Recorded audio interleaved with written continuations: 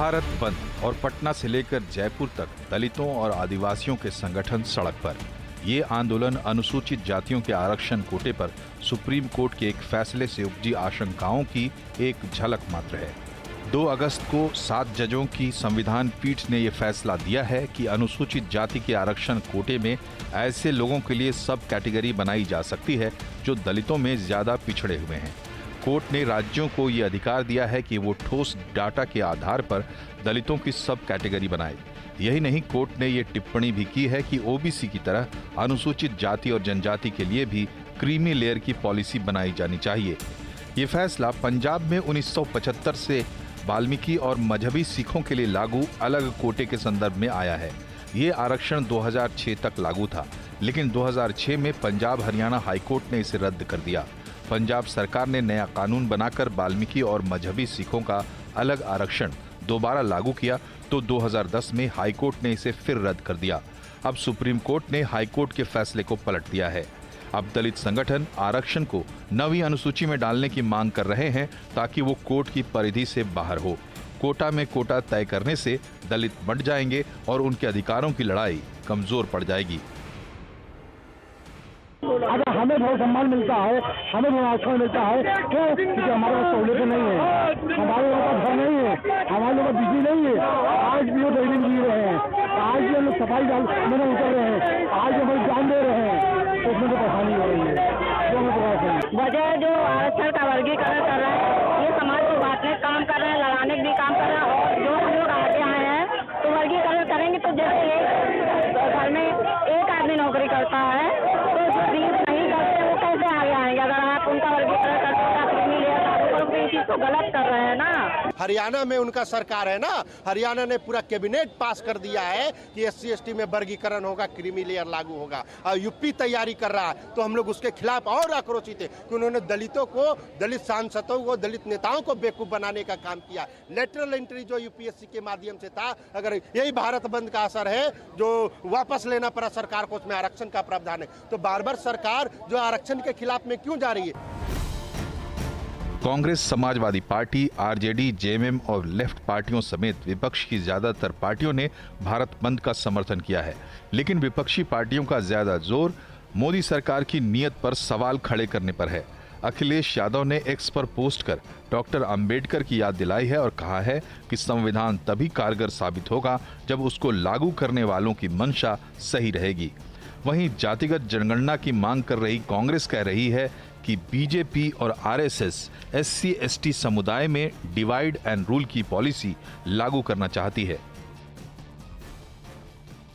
आरक्षण में बदलाव करने का जो निर्णय आया है वो निश्चित रूप से कहीं तो भी अनुसूचित जाति जमाती के लोगों को उनमें फूट डालो और राज करो, ऐसी भूमिका केंद्र सरकार की, भारतीय जनता पार्टी की और RSS की रही है।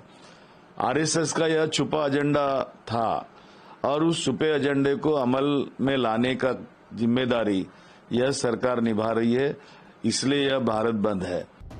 वहीं मोदी सरकार इस मामले में सतर्कता बरत रही है। कोर्ट के फैसले के बाद प्रधानमंत्री नरेंद्र मोदी ने बीजेपी के लोकसभा और राज्यसभा सांसदों को आश्वासन दिया है कि सरकार SC ST के लिए क्रीमी लेयर पॉलिसी नहीं बनाएगी। क्रीमी लेयर कोर्ट के फैसले का हिस्सा नहीं है, बल्कि ये जजों की टिप्पणी का हिस्सा है, इसलिए बाध्यकारी नहीं है।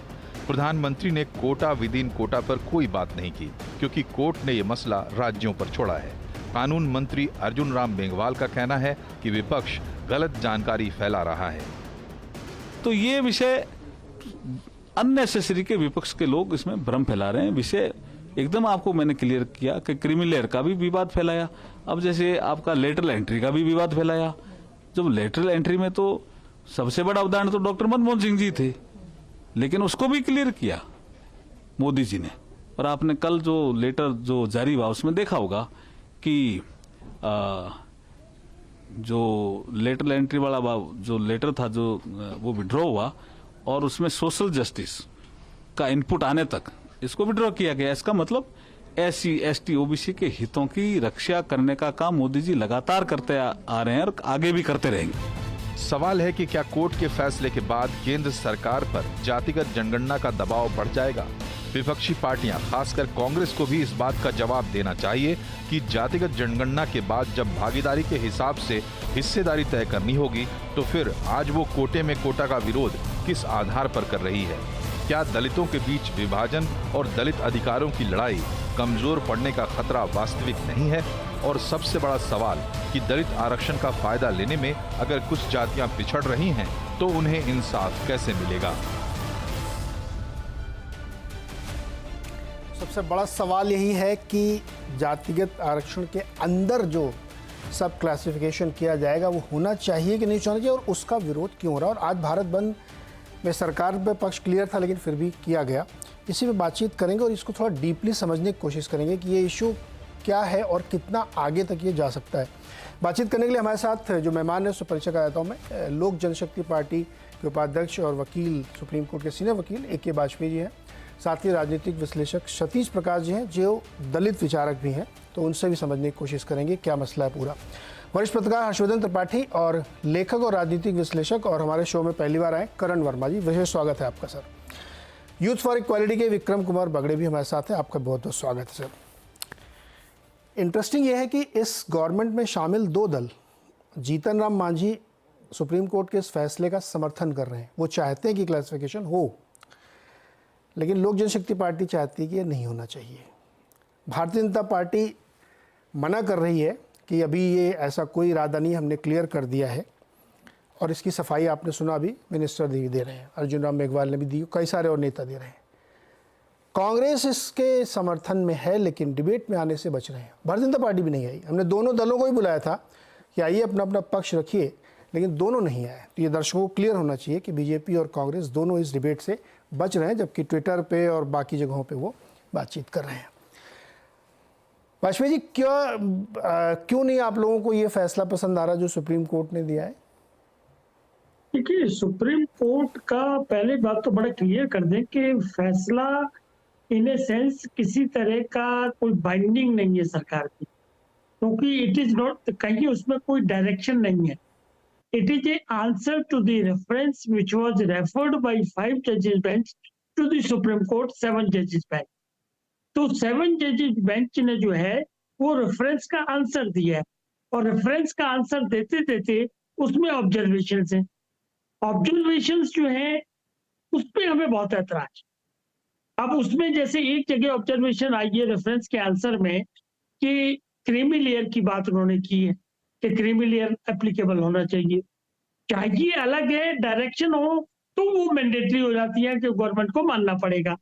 लेकिन इस तरह की ऑब्जर्वेशन आने से हमको कहीं ना कहीं ये अंदेशा होता है या हमको ये शक और शुबा होता है कि कल को अगर किसी सरकार ने उन ऑब्जर्वेशन के माध्यम से अगर कोई छेड़छाड़ करनी चाहे तो कहीं ऐसी स्थिति उत्पन्न ना हो जाए। क्रीमी लेयर के बारे में उन्होंने कहा कि इंदिरा साहनी का केस जो 11 जजेस का फैसला है 1993 का मंडल वाला, उसमें उन्होंने क्रीमी लेयर की बात को शुरुआत करके उसको वहीं छोड़ दिया था। इसी तरह सब कैटेगराइजेशन की बात करके ओबीसी में तो लागू कर दी, लेकिन SC ST के मामले में उसको वहीं छोड़ दिया था।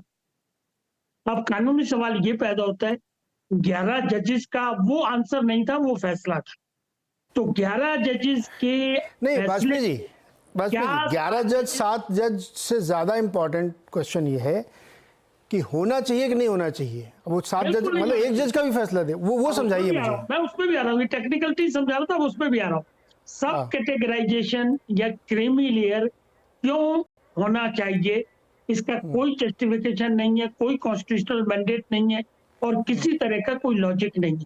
बिकॉज रिजर्वेशन मिला क्यों था? रिजर्वेशन मिला था on the basis of the principle touchability, untouchability के ऊपर, कि छुआछूत है, सोशली बैकवर्ड है, एजुकेशनली बैकवर्ड है, गरीबी इसका कोई पैरामीटर नहीं है। समाज में जो छुआछूत का प्रचलन था उस वर्ग को समाज के बराबर वर्ग में लाने के लिए ये व्यवस्था एक करी गई थी। और आज 70 सालों के बाद भी इस व्यवस्था से कितने लोगों को या कितनी कास्ट को फायदा पहुंचा ये डाटा का विषय है। और जो डाटा और स्टैटिस्टिक्स कभी सुप्रीम कोर्ट के सामने किसी ऑथराइज्ड कमीशन या किसी ऑथराइज्ड एजेंसी ने नहीं रखे। सब कैटेगराइजेशन करने का मतलब है एक जमात को, एक पिछड़ी जात के लोगों को, जिनको की संवैधानिक व्यवस्था के तहत रिजर्वेशन मिलकर, उनको कैटेगराइजेशन करके आप उसको डिवाइड करना चाहते हैं। आप कैसे, क्या क्राइटेरिया है कि उस जात के साथ हो रहा है, इस जात के साथ नहीं हो रहा? इकोनॉमिकली नहीं है। देखिए, इसमें समझना होगा फर्क कि इसमें जो reservation socially backward and education है, इकोनॉमिकली वर्ड नहीं है उसमें। इकोनॉमिकल वर्ड जो आया है वो इकोनॉमिकली वीकर सेक्शन एक अभी बाद में ये जो कानून आके बना है वो बाद की बढ़ता है। लेकिन इस तरह की कैटेगराइजेशन या इस तरह का क्रीमी लेयर को प्रस्ताव को अगर कभी खुदा न खास्ता कोई सरकार अगर लागू करना चाहे under the garb of supreme court reference answer, तो वो अंदेशों को रोकने के लेकिन लिए बाशवी जी एक चीज बताइए, जी उसी SC/ST के ही के अंदर जो बहुत सारी जातियां हैं उनको तो इसका कभी लाभ ही नहीं मिला है। इसी प्रमाइस पे तो ये फैसला आया, ये ऑब्जर्वेशन जो भी आप कह रहे हैं कि बहुत सारे ऐसे लोग हैं जिनको कोई फ़ायदा नहीं मिला इसका। कुछ लोग फ़ायदा उठा लेते हैं क्योंकि वो बढ़ गए तो फ़ायदा ज़्यादा उनको मिल रहा है, तो उनको कैसे फ़ायदा मिलेगा? ये एक तरीका हो सकता है कि सब्सक्रिप्शन बनाया जाए उसके अंदर। धीरे जी उसका मैकेनिज्म डेवलप करना पड़ेगा। जैसे एक क्या है कि क्वांटिफाइबल डाटा होना चाहिए। एक नागराजन का केस था सुप्रीम कोर्ट का, वो भी 5 जजेस का है, उसमें रिजर्वेशन का इश्यू डिस्कस हुआ। तो अल्टीमेट उसका कंक्लूजन ये कि जब तक स्टेटों के पास, राज्य सरकारों के पास क्वांटिफाइबल डाटा नहीं होगा तो आप रिजर्वेशन का कोटा अप्लाई नहीं करेंगे।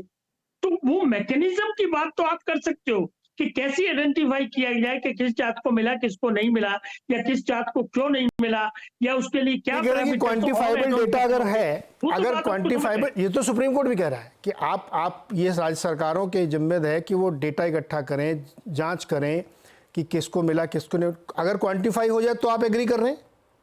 क्वांटिफाई अगर होगा, क्वांटिफाइड होगा, स्पेसिफाइड होगा, कैटेगराइज होगा और उसमें मॉडिफिकेशंस करके अगर किया जाएगा तो उसमें हमको एतराज नहीं है। लेकिन ब्लैंकेट विदाउट एनी डाटा, नहीं, ब्लैंकेट तो सुप्रीम कोर्ट भी नहीं कह रहा है। वो तो ये कह ही रहे हैं कि ये सरकारें, राज्य सरकारें तय करें, बताएं, डेटा निकालें, जांच करें उनकी कि कहाँ किस सरनेम को, मैं इजी लैंग्वेज समझने के लिए लोगों को, कि इनको नहीं मिला है फ़ायदा एकदम, या किसी ने बहुत ज़्यादा ले लिया है, और उसके हिसाब से जब डेटा आपका बन जाए, जब आप क्लासीफाई कर लें, जब आपके सामने एक क्लियर पिक्चर हो, तब आप इसको इम्प्लीमेंट करें। इसमें आपको कोई दिक्कत नहीं है? नहीं, देखिए इसमें इंटेंशन का सवाल है, सवाल इंटेंशन। देखिए अब आप फिर बात बदल रहे हैं। अभी आपने कहा कोई प्रॉब्लम नहीं, अब आप कह रहे हैं इंटेंशन। बताइए क्या इंटेंशन आएगा? बिल्कुल आएगा उसमें, क्योंकि 70 सालों में इस रिजर्वेशन को कहाँ पहुंच पाए। अगर 90 सेक्रेटरीज में 3 सेक्रेटरी अगर है दल SC/ST और OBC का एक मिला के शायद, तो उसका क्या आउटपुट क्या निकला? जो रिजर्वेशन की इंटेंट थी, क्या वो लागू हो गया पूरी तरीके से? तो आंसर आएगा कि नहीं। तो अभी एक अचीव नहीं किया हमने टारगेट, और आप दूसरी छेड़छाड़ करके सब कैटेगराइज कर दो, मतलब उसमें डिवीजन कर दो, जिससे कि ये इकट्ठे होके अपनी आवाज को बुलंद न कर सके या जो कॉन्स्टिट्यूशनल राइट है उसकी डिमांड न कर सके। ये कहाँ तक जायज होगा? इसीलिए हम इसको अपोज कर रहे हैं। और आज भारत बंद हुआ। नहीं, अब आप एक चीज पे टिके रहिए कि ये कतई नहीं होना चाहिए, चाहे क्वांटिफाइबल हो चाहे ना हो। अभी आप ये मान लो, है ना, पहले आपने कहा क्वांटिफाई करें तो हो सकता है, अब वो वाली बात खारिज। चलो अच्छा हुआ यहीं पे क्लैरिफाई किया आपने। सतीश प्रकाश जी, आपको क्या लगता है ये होना चाहिए? बहुत सारी ऐसी जातियां जिनको कोई फ़ायदा नहीं मिला आज तक, बहुत ही गरीब हैं बेचारे, मतलब वो इतने परेशानी में है कि उनकी आवाज़ उठाने वाला भी कोई नहीं है। सुनने की बात छोड़िए आप, तो उनको क्यों नहीं अपलिफ्ट करने के लिए एक तरीका अपनाया जा सकता जो ये है? नहीं, देखिए वाजपेयी जी, अगर हम तमाम दलितों की मनोस्थिति को देखते हैं, इस देश में स्थिति देखते हैं, तो उनके ऊपर एक धारणाएं बनाई जाती है, बिना आंकड़ों के, बिना तथ्यों के, तथ्यविहीन चर्चाएं चली जाती है कि किस जाति का रिप्रेजेंटेशन ज्यादा है, किस जाति का रिप्रेजेंटेशन कम है। देखिए, अगर माननीय सर्वोच्च न्यायालय को ये लगता है कि कुछ जातियां छूटी हैं, तो उनको निर्णय देने से पहले बाकायदा राज्य सरकार और केंद्र सरकार को यह आदेश जारी करना चाहिए था कि हम ऐसी व्यवस्था बनाना चाहते हैं, और इस व्यवस्था को बनाने के लिए हमको साक्ष्य चाहिए, और वो साक्ष्य राज्य सरकार, केंद्र सरकार बाकायदा सुप्रीम कोर्ट के सामने रखती। लेकिन सुप्रीम कोर्ट ने निर्णय पहले दिया। देखिए, कहीं ना कहीं एक आम जनमानस व्यक्ति को यह लगता है कि क्या इसके बाद इस देश में न्याय व्यवस्था मिट जाएगी, या इसके बाद में और लोग जज नहीं बन पाएंगे? आप पहले साक्ष्य जुटाइए। आप डिसीजन ये दे रहे हैं, आप निर्णय पहले दे रहे हैं और साक्ष्य बाद में नहीं जुटाने की बात कर रहे हैं। सतीश जी लेट जी। Me correct you sir please. समझिए पहले कोर्ट ने क्या कहा है। अभी आप देखो वकील बैठा, वाजपेयी जी बैठे हुए, सुप्रीम कोर्ट के बहुत ही सीनियर लॉयर। कोर्ट ये कह रहा है कि पिछड़ेपन की, सामाजिक पिछड़ेपन की पहचान करें सरकारें, फिर वो विशेष प्रावधान कर सकती हैं आरक्षण के लिए, सब कैटेगरी बना सकती हैं वो, और कोटा के अंदर एक कोटा ये क्वालिटी के विरुद्ध नहीं है। समझिए आप इस बात को। ऐसा नहीं कि कोटा के अंदर कोटा बन गया तो जो पहले जिनको मिल रहा था उनको मिलेगा नहीं, वो ये थोड़ी कह रहे हैं उनको भी मिलेगा। कोर्ट ये कह रहा है कि आप खुद तय करिए। कोर्ट ने फैसले थोड़ी दिया कल से लागू हो जाएगा। अच्छा, कोर्ट ने किसी सरनेम को, किसी जाति को ये भी नहीं कहा कि ये बहुत बेनिफिशियरी है, लेकिन ऐसा देख के लगता है कि ऐसा हुआ होगा। अगर आप ये भी नहीं मानते कि नहीं ऐसा कुछ नहीं हुआ है, तो फिर इसका मतलब आरक्षण व्यवस्था बहुत बढ़िया चल रही है। आप ही लोग उसकी आलोचना करते हो कि आरक्षण व्यवस्था खराब चल रही है। कहीं तो गड़बड़ है ना सर सतीश जी? नहीं, देखिए वाजपेयी जी, आप मेरी बात को समझिए। मैं एक आम जनमानस को क्या महसूस होता है, ये मैं फिर एक सवाल कर रहा हूं कि अगर आपके पास माननीय सर्वोच्च न्यायालय अपने इस निर्णय में ये कहते हैं कि राज्य सरकार पहले आंकड़े जुटाएगी, फिर इस निर्णय के ऊपर कोई ना कोई निर्णय लेगी, इस डिसीजन को, मेरा कहना यह है, सीधा सीधा कहना यह है कि पहले आंकड़े ही जुटा लेते, क्योंकि न्याय व्यवस्था तो यही कहती है ना कि बिना साक्ष्यों के आधार पर भारत की न्याय व्यवस्था ये कहती है कि कोई भी निर्णय नहीं देंगे। 100 अपराधी छूट जाएंगे साक्ष्य के अभाव में, लेकिन एक भी निर्दोष आदमी को आप दोषी सिद्ध नहीं करेंगे। मेरा कहना यह है, ये सवाल है लोगों के मन में कि अगर माननीय सर्वोच्च न्यायालय ये चाहते थे कि इस देश में कुछ जातियां पीछे छुटी है, वो कहीं ना कहीं केंद्र सरकार के लिए ऐसे निर्देश जारी कर सकते। एक सवाल और है, देखिए कहीं ना कहीं अनुसूचित जाति जनजाति के आरक्षण को के अंदर पिछड़े वर्ग का आरक्षण आप डालने की कोशिश कर रहे हैं। अनुसूचित जाति जनजाति करती है और ये सतीश जी फैसला नहीं है भाई। वो तो कह रहे हैं स्टेट गवर्नमेंट पहले अपना सर्वे कर ले, उसके बाद करें। और पंजाब वाला उदाहरण था जिसके आधार पे केस लड़ा गया। आप दोनों लोग अब इस बात पे मान लीजिए कि आप लोग ये नहीं मान रहे हैं, जैसा कि पहले कह रहा था कि डेटा वेटा हो, अभी आप कह रहे हैं होना ही नहीं चाहिए। अब मैं इसको दूसरी तरफ ले जाता हूँ, जरा सुनता हूँ। दो और मेरे साथ विद्वान है और एक और है।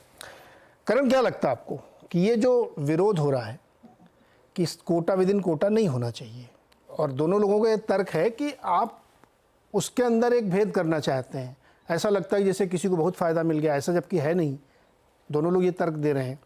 आपकी क्या राय है कि कोर्ट ने जो ये ऑब्जर्वेशन कम डिसीजन है इनका, इसको कैसे लेना चाहिए? देखिए नीरज जी, कोर्ट ने ये एक ऑब्जर्वेशन दी और एक सोशल जस्टिस के एंगल से भी करेक्ट चीज दी। भाई अगर कोई तबका है, और हमने ओबीसी में ये बहुत देखा, एक्सट्रीमली बैकवर्ड कास्ट आए जिन तक बेनिफिट्स नहीं पहुंचे थे। आज भी कई राज्य हैं जो ओबीसी कोटे के अंदर भी मुस्लिम कोटा तक देते हैं, जैसे केरला है। केरला में 30% ओबीसी कोटा में 8% मुस्लिम कोटा है, ये ओबीसी का है। तो ये एक हमने देखा। इसमें यूपी की एक बहुत बड़ी केस स्टडी है। अगर मैं लखनऊ से आता हूं, यूपी में ओबीसी कोटे में जिस तरह से यादव्स को बहुत फायदा हुआ, बाकी नॉन यादव ओबीसी को नहीं हुआ। तो ये हमने चीजें देखी हैं, इस पे काफी चीजें हैं, काफी अगर इंपेरिकल डेटा ढूंढा जाए मिलेगा हमें ये बात।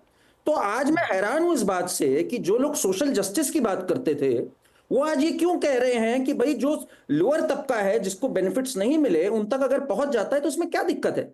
कोई एक फरमान तो आ नहीं गया कि आपको करना है। अच्छा, दूसरी बात नीरज जी, अब इंटेंशन की बात मैं बताऊं, सरकार ने तो मना कर दिया कि हम ये नहीं करेंगे, फिर लोग सड़कों पे किस लिए उतर रहे हैं?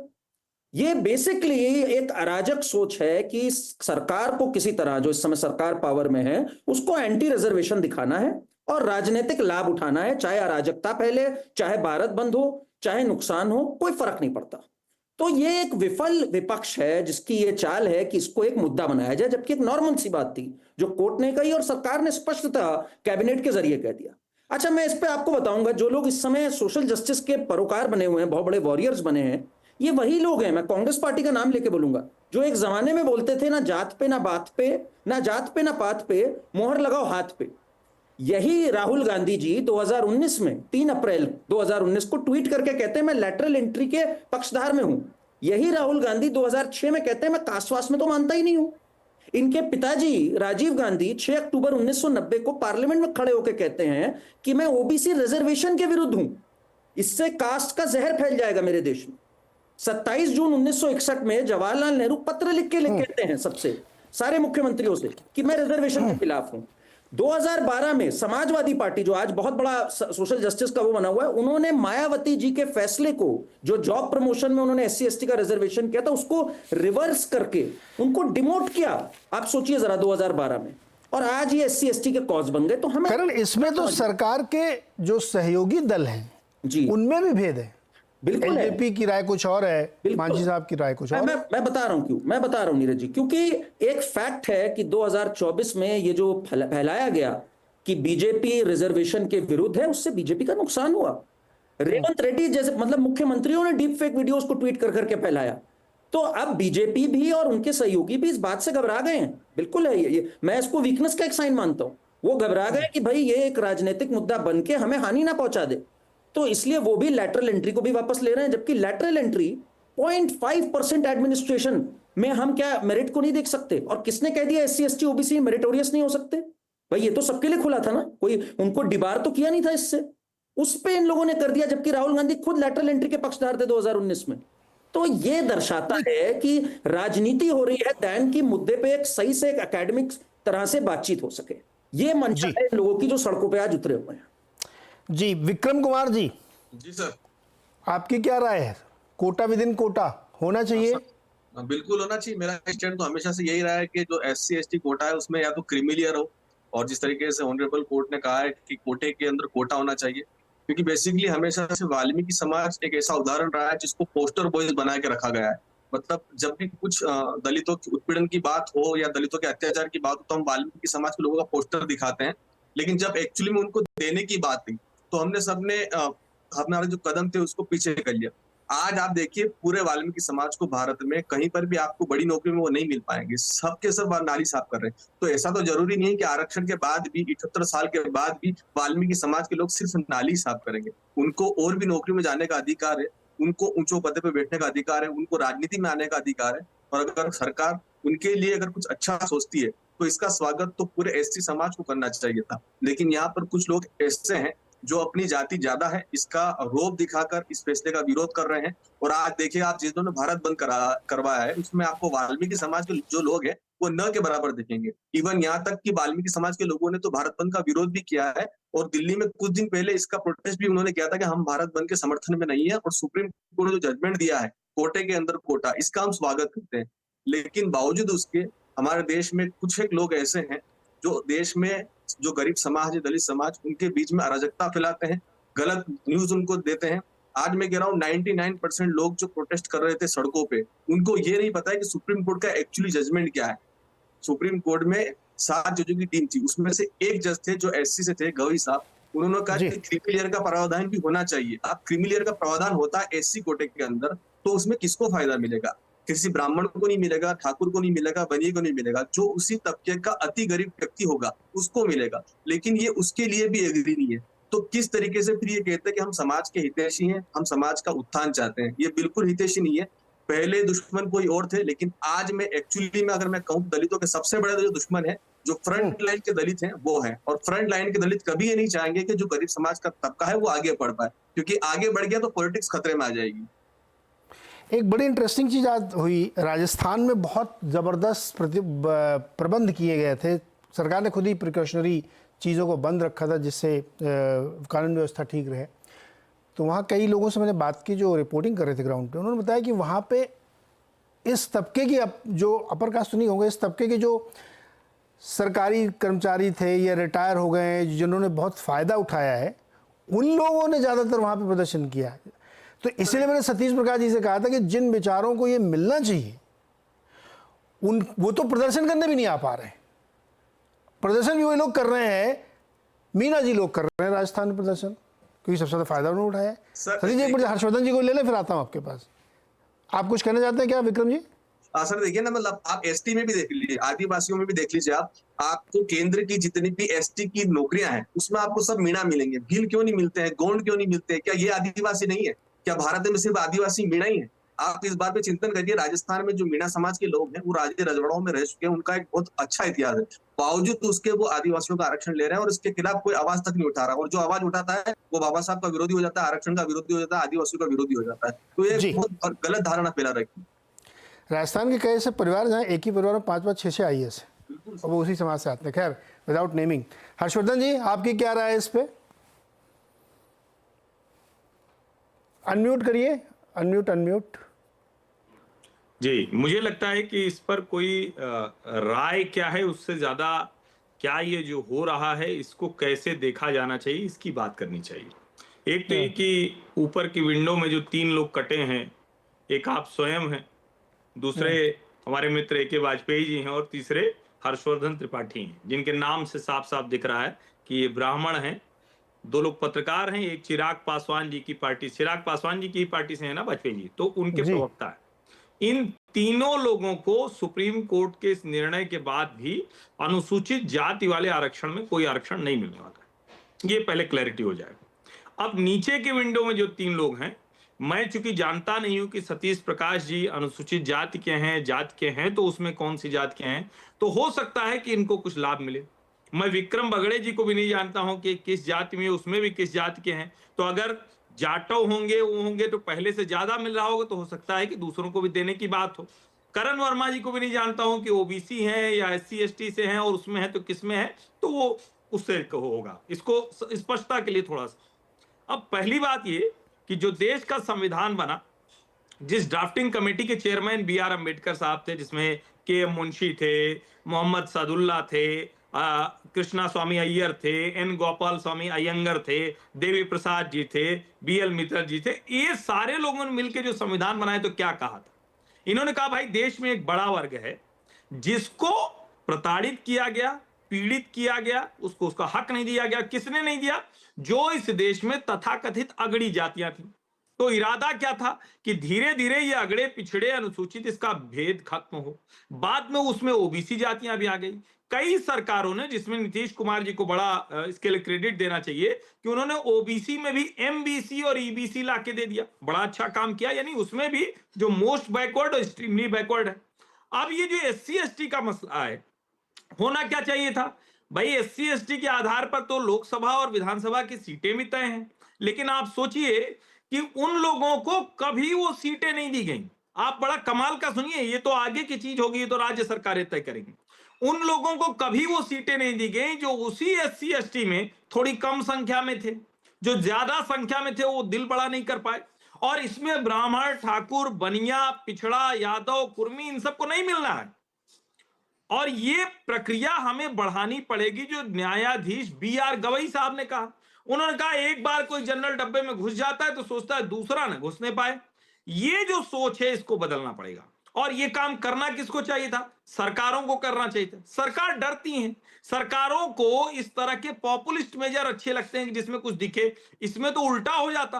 तो सरकार डरी तो कौन करेगा? जो कस्टोडियन है, या तो वो करें सीधे सीधे राष्ट्रपति, या जो जिनका जिम्मा है कि ठीक से संविधान काम कर रहा है कि नहीं, सुप्रीम कोर्ट, वो करे। सुप्रीम कोर्ट ने निर्णय दिया। अब इसमें मुझे कोई दिक्कत नहीं दिखती है। किससे आप लड़ना चाह रहे हैं भाई? क्यों भारत बंद बुलाया? और सही बात है, वाल्मीकि समाज के लोग भला क्यों इसके साथ खड़े होंगे? कोई महार इसके साथ भला क्यों खड़ा होगा? और ऐसी ढेर सारी जातियां। और मैं तो कहूंगा आज जीतन राम मांझी जी की और किरोड़ी लाल मीणा तो भारतीय जनता पार्टी के नेता हैं, खुद मीणा है, वो कह रहे भाई हम तो डॉक्टर भी हो गए, विधायक भी हो गए, सांसद हो गए, मंत्री हो गए, हमारा भाई अधिकारी हो गया, हमारे बगल वाला अभी भी पत्थर तोड़ रहा है। यही तो ठीक करना है भाई। डॉक्टर भीमराव अंबेडकर जी का सम्मान करने की सामान्य सी बात को क्यों घुमा रहे हैं कुछ लोग? ऐसे ही ब्राह्मणों, ठाकुरों को भी गलतफहमी थी बड़े लंबे समय तक कि हम तय करेंगे देश कैसे चलेगा। नहीं भैया, देश संविधान के लिहाज से चलेगा। देखिए तो मंडल भी हुआ, लागू भी हुआ, कुछ दिन तक ब्राह्मण ठाकुर की राजनीति करते रहे, आज कह रहे हैं कि हमारी कोई राजनीति नहीं। ये वाले भी नहीं सुधरेंगे तो इनकी भी राजनीति खतरे में पड़ने वाली है। नीरज जी, मैं ये लिख के आपको आज अब दे रहा हूं। अच्छा वाजपेयी जी, एक चीज बताइए, आप जातिगत जनगणना के समर्थक हैं कि नहीं सर? बिल्कुल है, शुरू से है। नहीं, निजी तौर का सवाल नहीं, शुरू से पार्टी के तौर पे भी और निजी तौर पे भी। और जातिगत जनगणना के समर्थक हैं। और आप एक वाकया याद करिए, बिहार में नीतीश कुमार, तेजस्वी यादव, कांग्रेस वगैरह सब मिलकर प्रधानमंत्री जी से मिले थे जातिगत जनगणना के इशू पे। तो बाहर आके डेलीगेशन में जिसको नीतीश कुमार जी लीड कर रहे थे, उन्होंने प्रेस को बताया कि प्रधानमंत्री जी ने जातिगत जनगणना कराने से इनकार नहीं किया है। तो एक बात ये भी मान के चलिए कि ये प्रेजेंट गवर्नमेंट जो है और नरेंद्र मोदी जी है, ये भी जातिगत जनगणना के खिलाफ नहीं है। जातिगत अब अगला सवाल सर, नेक्स्ट क्वेश्चन सोचिए, ये तो प्रिल्यूड था। अब मुझे बताइए, जातिगत जनगणना करा के क्या हासिल होगा? हासिल ये होगा कि कौन से लोग कितने हैं, उनकी संख्या कितनी है। यही तो नारा राहुल गांधी ने आज ट्वीट पे लिखा है कि जिसकी जितनी संख्या उसको उतना हिस्सेदारी। तो जाति जनगणना करके भी तो आप वहीं पहुंच रहे हैं जहां पे ये आदेश कह रहा है कोर्ट का। अगर आपने नहीं एक मिनट सुनिए ना, पूरा सवाल सुन लीजिए सर। मैं बहुत ही सरल आदमी हूँ सर, आप लोग मुझे कॉम्प्लिकेटेड मत करिए, आप वकील आदमी, तकनीकी मत फंसाइए। आपको ये अगर जानकारी हो जाए कि देश में 100 लोग हैं, उसमें से 22 लोग SC ST के हैं, उसमें से 6 लोग बहुत संपन्न हो गए, बाकी के नीचे के जो 16, 17, 18 लोग बहुत ही गरीब हैं। तो जो आप इतना बड़ा हिमालयी कार्यक्रम लेके चल रहे हैं, जाति जनगणना सबको न्याय देंगे, कैसे देंगे न्याय बताइए आप? अगर वही व्यवस्था चलनी पहले वाली तो क्या न्याय होगा फिर? नीरज जी, जिस समाज के लिए व्यवस्था की गई थी, पहले उस फाउंडेशन को और उसके सब्सटेंशियल बेसिस को समझना पड़े, नंबर 1। नंबर 2, क्या उस समाज के किसी फेडरेशन की, किसी एसोसिएशन की, किसी ग्रुप की ये आवाज आई कि सब कैटेगराइजेशन कर दीजिए, हमारे साथ अन्याय हो रहा है? एक भी पार्टी नहीं है किसी केस में, ना कोई किसी ने डाटा सप्लाई किए, ना किसी की संगठन की आवाज सुनी गई। मैंने फिर वही बात कहूंगा कि इट वाज ए रेफरेंस का आंसर दिया, और उसमें एक तरीके से संविधान के साथ छेड़छाड़ करने की इनडायरेक्ट मैं कह रहा हूँ जाति जनगणना का उद्देश्य क्या है, मेरे को आप ये समझा दो खाली। राहुल गांधी जी की पार्टी से कोई आया नहीं तो मेरा तो आज प्रश्न ही उनसे पूछना था कि कांग्रेस जाति जनगणना क्यों कराना चाहती है। आप बताइए क्यों कराना चाहते हैं आप जाति जनगणना? नहीं, जातिगत जनगणना का बेसिस है उसको समझने का, जिसकी जितनी भागीदारी उसकी उतनी हिस्सेदारी। ये आज का नारा नहीं है, ये हम लोग 70 से पहले से नारा लगाते थे। उसके पीछे कारण है, उसके पीछे कारण अगर OBC सेक्रेटरी नहीं है, इसके बाद आपने भी की, तो आपने ये क्यों नहीं कहा कि महादलित सेक्रेटरी क्यों नहीं वहां पे? ये बात क्यों नहीं उठी वहां पे? नहीं, बिहार में हुआ, बिहार में नीतीश बाबू ने किया। नहीं, केंद्र में अभी आपने कहा कि वहां पे OBC नहीं है, महादलित की बात क्यों नहीं हो रही है? जी, मांझी राम जी जो है, जीतन राम जी, उनकी कास्ट का कोई आदमी क्यों नहीं सेक्रेटरी लेवल पे है? नहीं, हम इसका आंसर कौन देगा? उनकी संगठन देखिए उसमें क्या है आपको, इसीलिए मैंने, आप याद करिए पहले उसमें स्टेटमेंट में मैंने क्या कहा है कि उस तरह का पैराफर्नेलिया क्रिएट करना होगा, प्लेन लेवल फील्ड चाहिए पहले, तब आप रिजर्वेशन को टच करने की कोशिश करेंगे या उसमें रिफॉर्म करने की कोशिश करेंगे। अदरवाइज ये समाज बिल्कुल एक रात में खड़ा होगा और सरकार की नाक में दम करेगा, हम लोगों की नाक में दम करेगा। इसलिए हमारा पहला फर्ज है कि उनके अधिकारों को हम सुरक्षित रखें।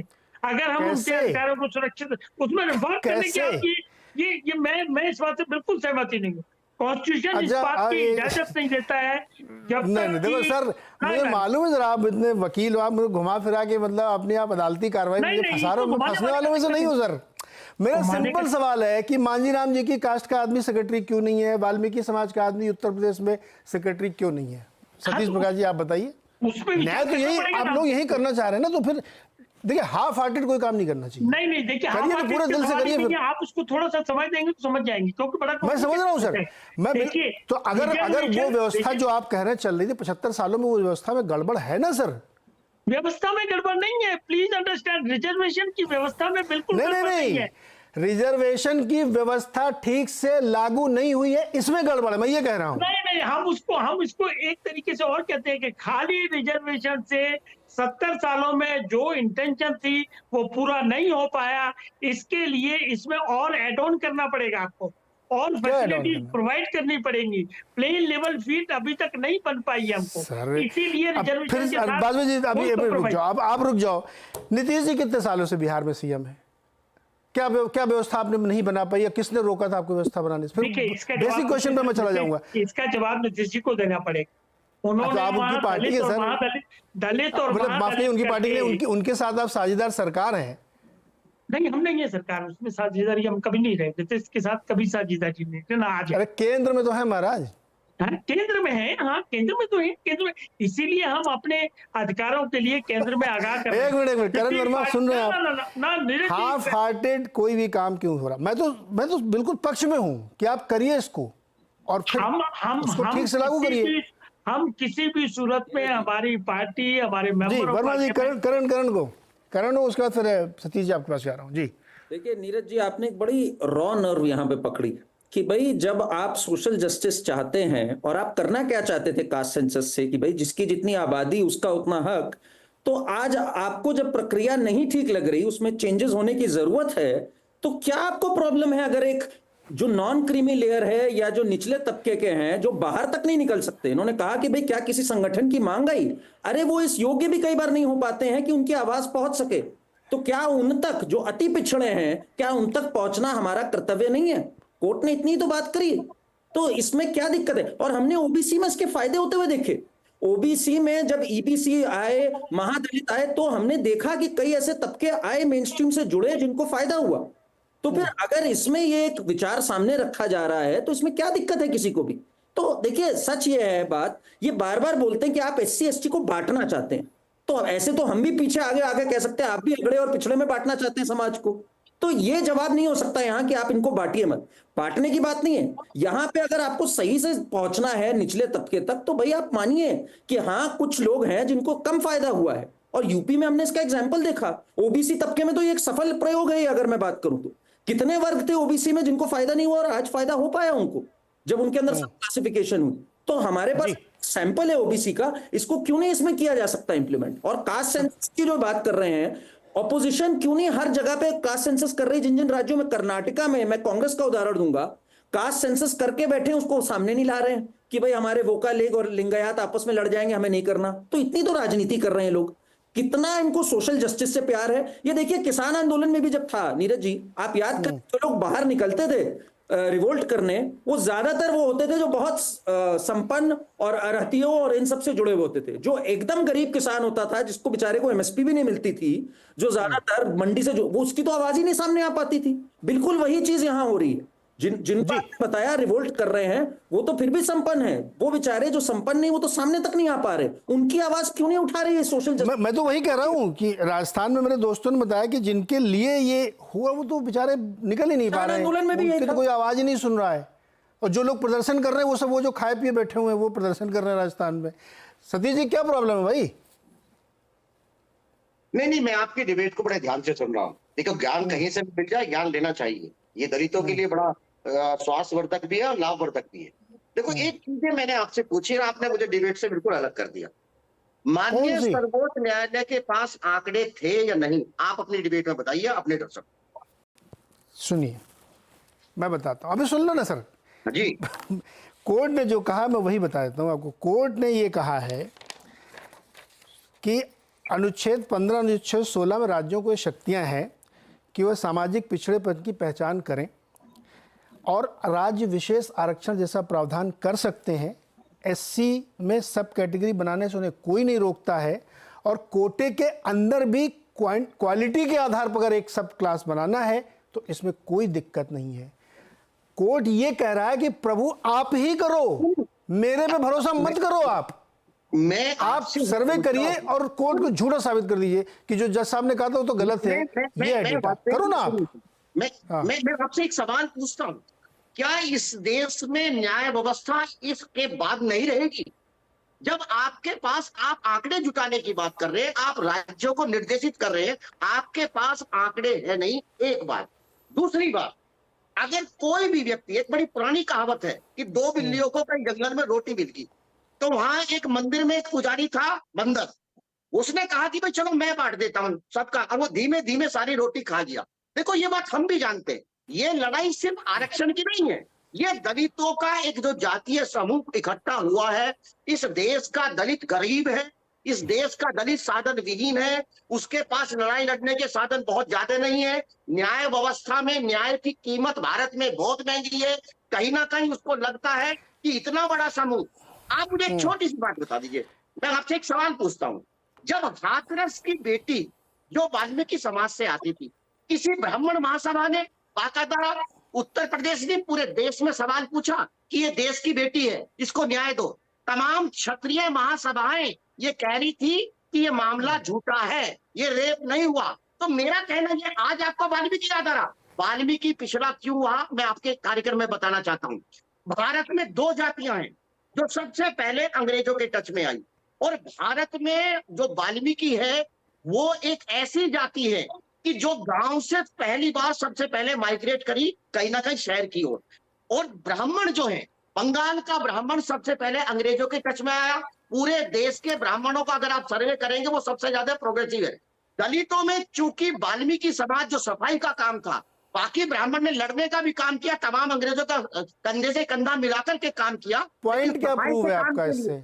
सफाई के काम के लिए आपको वाल्मीकि जरूरत थी, इसलिए तमाम क्षेत्रों के अंदर जहाँ कैंटोमेंटल एरिया देखिए वहाँ वाल्मीकि बस्तियां मिलेंगी। लेकिन दुर्भाग्य ये रहा कि गांधी जी जब 1932 में पूना पैक हुआ। अरे यार सतीश जी सुनो ना, सतीश जी नहीं, ये देखो डिबेट को डिरेल नहीं करने दूंगा मैं। सुनो ना, अरे सुनो ना दादा, सतीश जी नहीं सर, ये क्लासरूम नहीं है सर कि आप 1957 से 1857 से इतिहास सुनाओ। मैं उससे ज्यादा इतिहास आपको सुना सकता हूँ। मेरा सीधा सवाल है कि जिस क्लास को, जिस वर्ग को सबसे ज्यादा परेशानी हुई है, प्रताड़ित किया गया, ब्राह्मणों ने प्रताड़ित किया है, अंग्रेजों ने प्रताड़ित किया, सबने किया है, मान लिया हमने, उस पर कोई डिस्प्यूट नहीं है।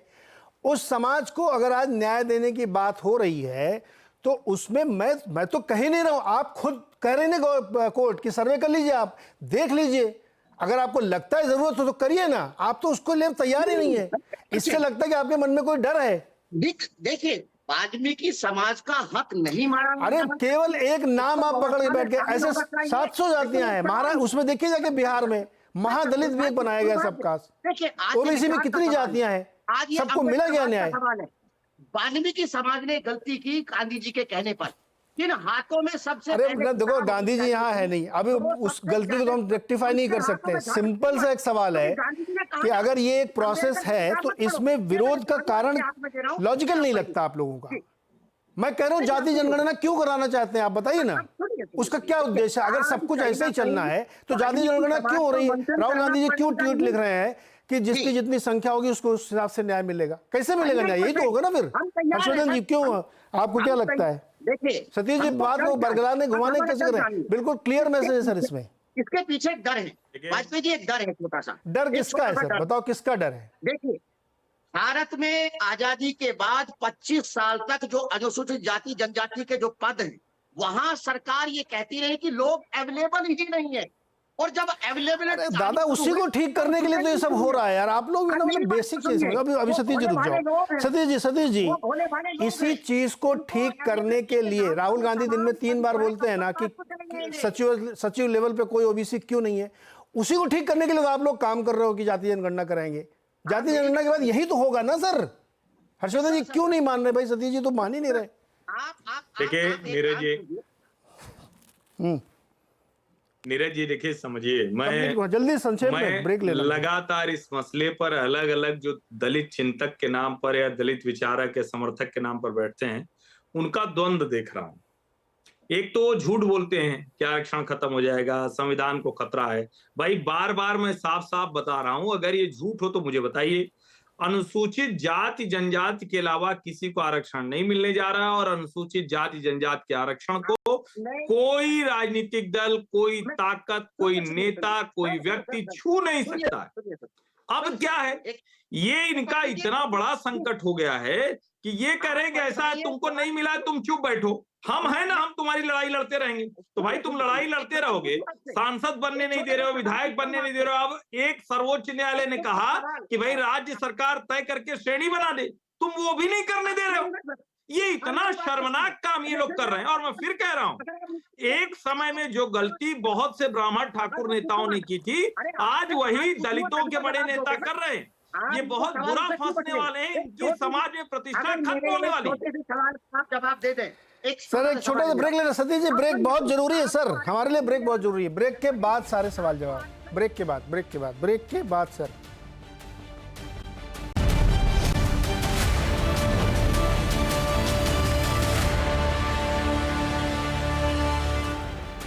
स्वागत है एक बार फिर से। और आज हम बातचीत करें कोटा विद इन कोटा होना चाहिए कि नहीं होना चाहिए SC/ST के लिए, जिस पर सुप्रीम कोर्ट ने। अच्छा, एक सवाल आपके दर्शकों के मन में भी आ रहा है और आप लोगों के मन में कि मैं ये क्यों नहीं पूछ रहा हूँ कि ये विभाजनकारी फैसला हो सकता है, जातियों के अंदर बंटवारा। मैं इसलिए नहीं पूछ रहा हूँ क्योंकि ये सरकार ने किया, कोर्ट ने किया। मैं कोर्ट का बहुत सम्मान करता हूँ, मैं उससे कैसे क्वेश्चन ये करूँ कि आपने ये जो ऑब्जर्वेशन दिया है ये बंटवारा वाला है। मैं इसलिए ये सवाल नहीं पूछ रहा हूँ।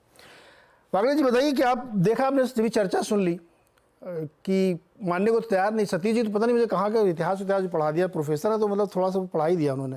आप बताओ, आपको समझ में आया इतिहास? समस्या यही ना सर, हम प्रेजेंट की बात करते हैं, वो हमें पास्ट में धकेलते हैं। प्रेजेंट में हम जानना चाहते हैं कि हमारे सबसे बड़े दुश्मन कौन है और हमारे सबसे बड़े हितैषी कौन है। क्या आज हमारे दुश्मन वाकई में राजपूत या ब्राह्मण है, या हम देख रहे हैं कि एक्चुअली में हमारे दुश्मन जिस फैसले के बाद हमें पता चला एक्चुअली में कौन है।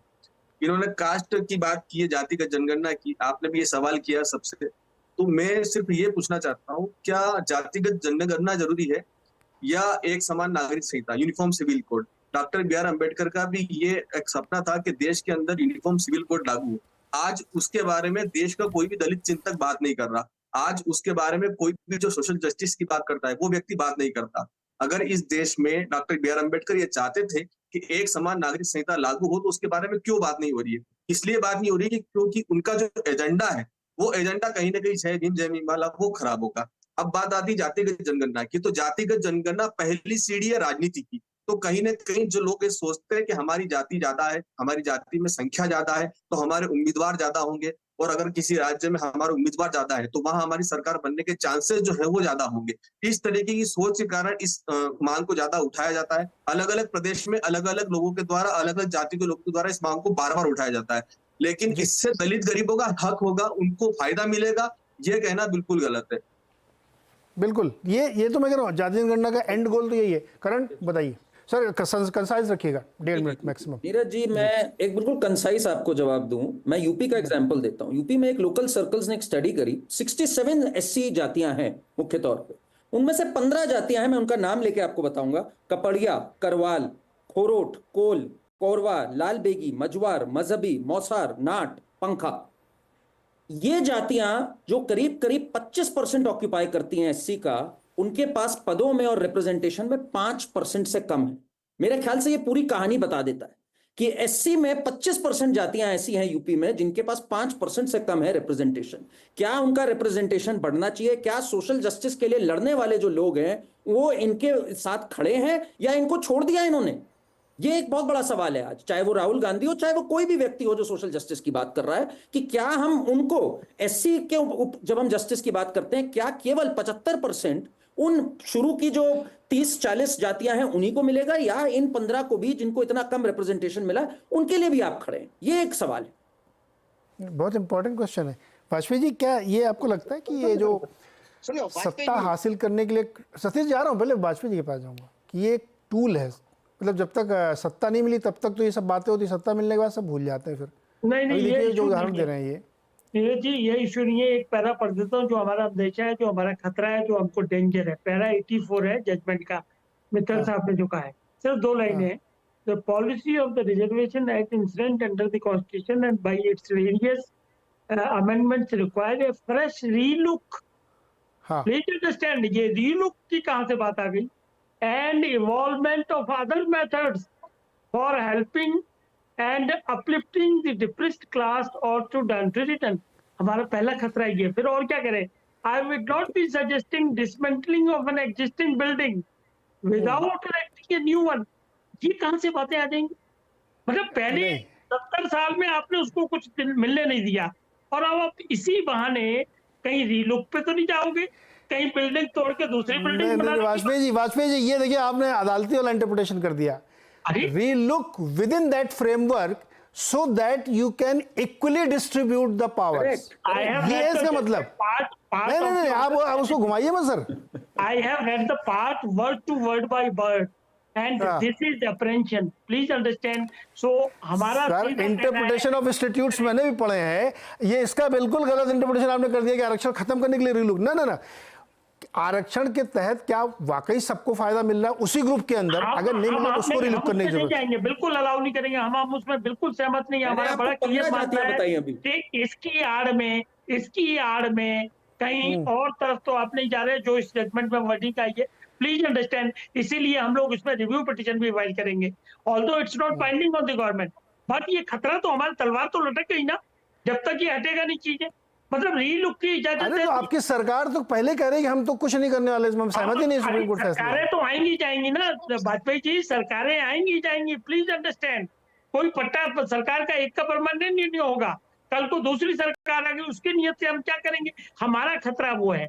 लेकिन मोहन भागवत ने, आपको याद होगा, कहा है कि ये सदियों से पीड़ित रहे हैं, इसलिए अभी हजारों साल तक रिजर्वेशन रहे तो कोई दिक्कत नहीं है। ये उसके अंदर घुसने की कोशिश क्यों की जा रही है, ये हमारा ऐतराज है, और इसीलिए हमने स्टैंड लिया। अच्छा एक मिनट, बहुत छोटा जवाब दिए, इसमें कौन है जिसका इंटेंशन है कि उसमें घुसने का है? कोर्ट का? कोर्ट में क्या इंटरेस्ट हो सकता है?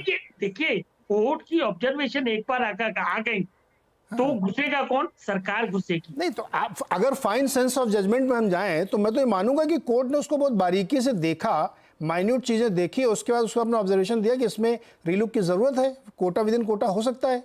नहीं हो सकता, देखो वो प्रोविजन कॉन्स्टिट्यूशन में ऑलरेडी है, क्या 300 आर्टिकल 309 बड़ा क्लियर है कि स्टेट को पावर है और प्रेसिडेंट उसको नोटिफाई करेगा, लेकिन सब क्लॉज 2 में 309 में पावर ये है कि पार्लियामेंट में एक्सक्लूड और इंक्लूड एनी कास्ट, ये भी बड़ा क्लियरली लिखा हुआ है, तो उसमें कोई बदलाव नहीं है। लेकिन ये जो वर्डिंग आ गई है, जो ऑब्जर्वेशन सुप्रीम कोर्ट की है, ये खतरनाक है, ये खतरे की घंटी है। हर्षवर्धन, वेरी क्विकली सर, बहुत संक्षेप में रखिएगा। देखिए नीरज जी, वाजपेयी जी अच्छे वकील हैं और अंग्रेजी में तो किसी भी बात को आप कैसे भी समझा सकते हैं। देखिए ना, बड़े बड़े वकील समझा देते हैं कैसे कैसे लोगों को जमानत मिल जाती है, कैसे कैसे लोगों को नहीं मिलती है। खैर, मूल बात क्या है? मूल बात यह है कि सेंट्रल लिस्ट और स्टेट लिस्ट तो अभी भी है।